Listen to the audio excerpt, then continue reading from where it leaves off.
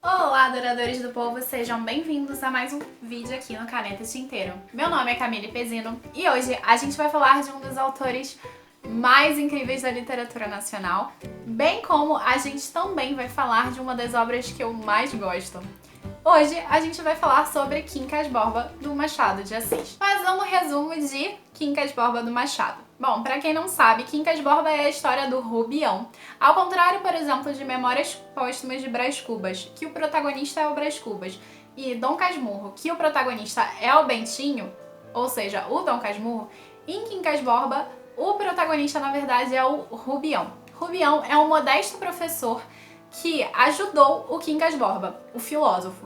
E o filósofo deixou absolutamente tudo pra ele, e ele acabou ficando o herdeiro universal do Quincas Borba. E aí, o Rubião, com toda essa fortuna, só tinha que fazer uma coisa: cuidar do cachorro Quincas Borba.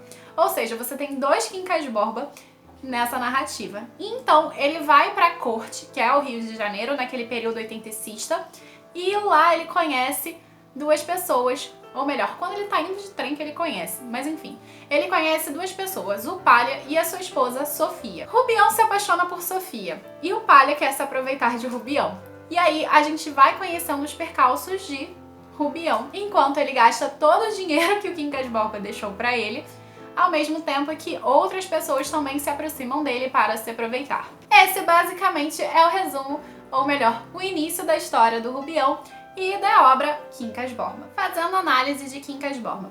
Pois bem, eu quero começar falando do título. Quincas Borba é um título duplo e ambíguo, porque Quincas Borba pode ser tanto o cachorro como também o filósofo. Para quem não sabe, o importante na obra e o que vai passar no decorrer é o humanitismo, que é a filosofia do Quincas Borba. É interessante também pontuar que o Rubião não consegue entender direito essa filosofia. A questão aqui da filosofia é que ao vencedor, as batatas. Ou seja, o mais forte, depois de exterminar o mais fraco, fica com os louros.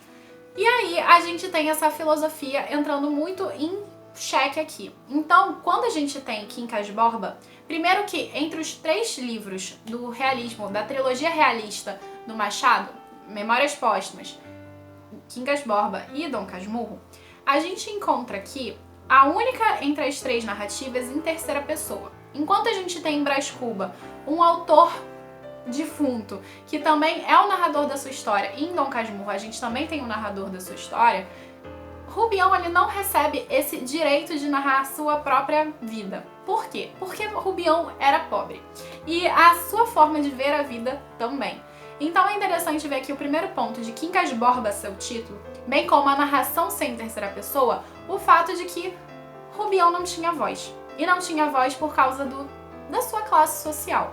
Bem como também não tinha voz porque ele não tinha nenhum traquejo social para galgar o seu espaço nessa classe dominante.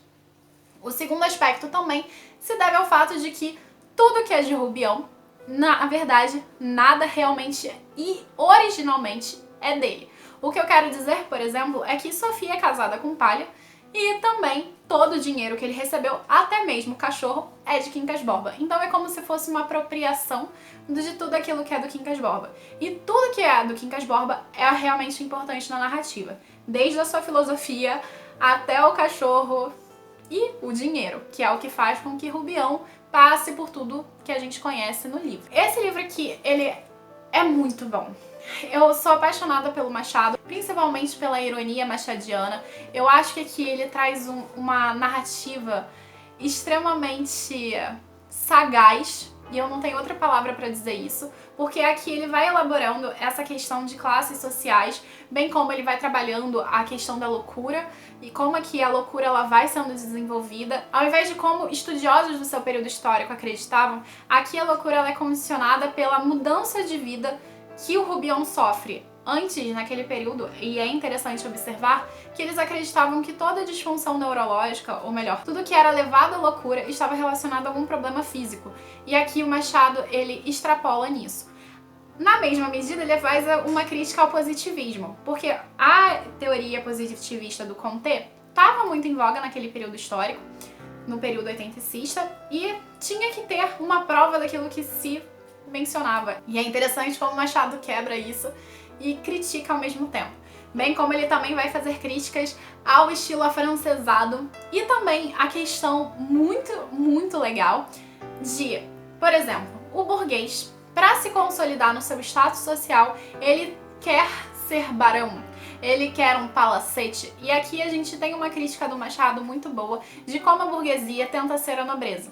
Da mesma forma que o Rubião, que é uma classe inferior, deseja ser a burguesia. Então você tem o professor na troca do capitalista.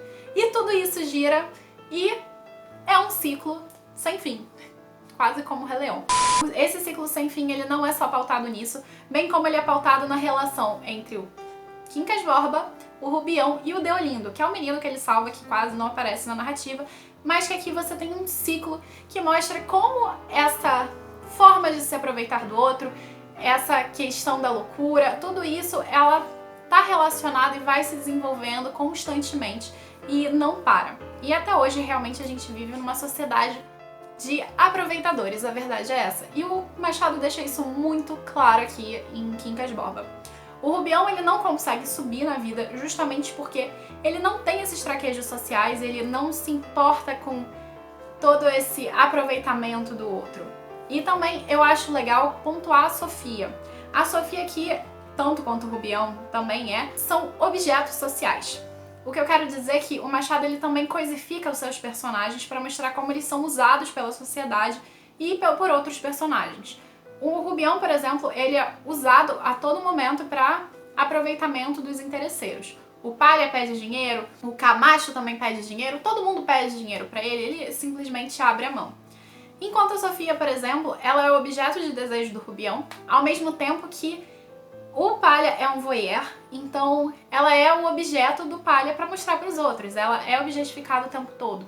E essas objetificações aqui, elas são constantes e bem marcadas na obra, o que tornam fascinante tanto no trato social, quanto no trato psicológico, tanto no trato histórico. O Machado ele consegue fazer um trabalho excepcional, então eu super recomendo a leitura de Quincas Borba, mas também recomendo antes a leitura de Memórias Póstumas de Brás Cubas, porque, por mais que você consiga entender Quincas Borba sem ler Memórias Póstumas, toda a filosofia do humanitismo ela é muito mais explicada em Memórias Póstumas. Acaba que um acaba se conectando com o outro, as críticas sociais também. Foi uma obra que o Machado escreveu em folhetim, então ele foi escrevendo no decorrer do tempo, passou por alterações muito bacanas, e algumas alterações do folhetim também são interessantes, então você pode ver isso em alguns artigos sobre, e é muito legal. Eu super recomendo Machado de Assis. Então é isso, gente. Eu espero que vocês tenham gostado do vídeo de hoje. Esse foi um livro que a gente leu junto da nossa leitura coletiva de Lendo Literatura Clássica, junto com a estante da Jaquinha.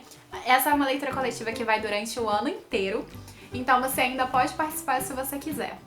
Se vocês gostaram do vídeo e gostaram da minha frainha, que o João chamou de Quincas Borba, né? Eu vou pedir pra vocês se inscreverem no canal, ativarem o sininho e curtirem esse vídeo. Um beijo pra vocês, abraço no nosso mascote e tchau, tchau!